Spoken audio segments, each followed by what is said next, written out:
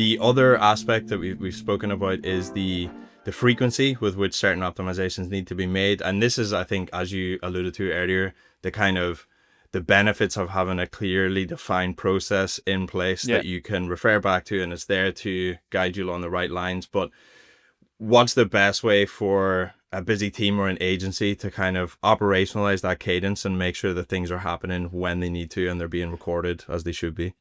Yeah, so I mean, by the time we're just in the process of actually going through and update it.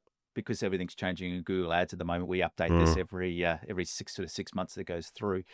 But yeah, that's once again it's just trying to get that balance right, because it is really, really easy to actually over optimize a Google Ads account.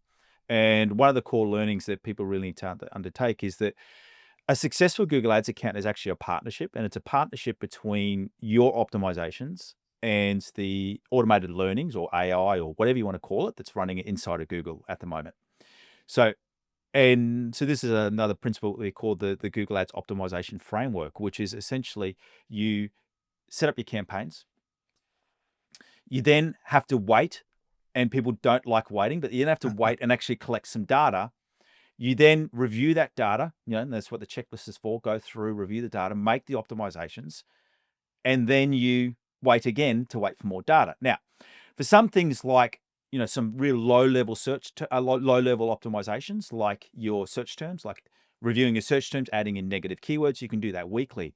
For other things like you're changing your bidding strategy, you don't want to be tinkering around with your bidding strategy every week. The reason being is if you were to introduce a new target ROAS or a new or even go from maximize clicks to maximize conversion value, your campaign's going to be under a learning curve for 14 days, 10 to 14 days anyway. So you need to not only let Google catch up with that, you then need to also see, a good 2 to 3 weeks of performance. So that's why we've added the time frame there, is because, time and time again, I'd see people, going through and changing their smart bidding, every second day and wondering why they're not getting good results in their account.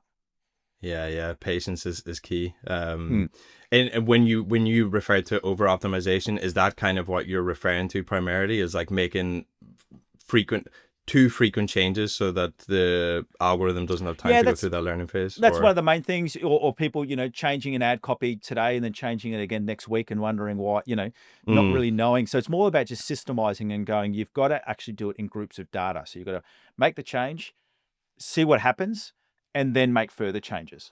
Thanks for watching this clip from the Paid Media Lab. If you found it useful, you can get the full-length episode on the Lunio YouTube channel, where you can also subscribe to catch all our latest releases. And if you want free tools, reports, and guides to help you uplift the efficiency of your PPC campaigns, head to lunio.ai and click on the Resources tab in the nav bar. See you in the next one.